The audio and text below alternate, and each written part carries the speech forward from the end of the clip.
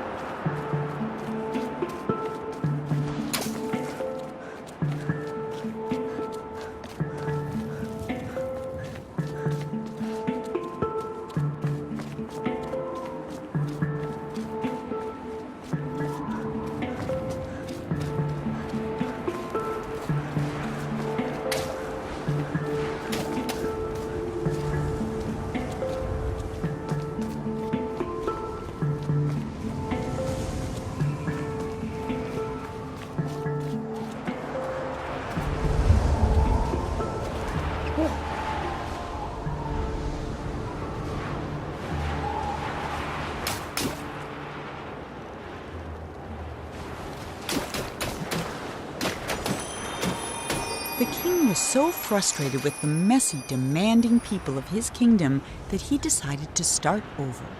One morning he painted a boat and set off to find the perfect spot. He told himself he'd come back someday to finish what he had started, but of course, he never did.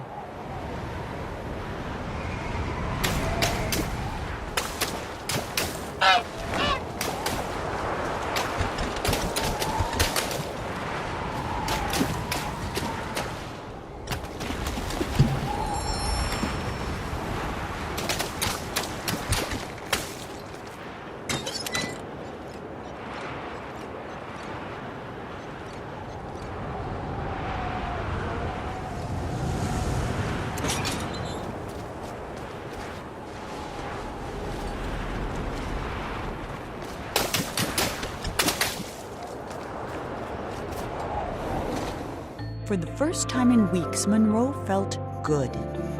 He felt even better when the wind pushed him close enough to reach the swan. He was feeling so good, in fact, that he forgot all about his fear of heights. But when the swan wriggled free and Monroe fell over the side, he remembered almost immediately. That might have been the end of Monroe if this were a shorter story, but it isn't, which is why Monroe's troubles were just beginning.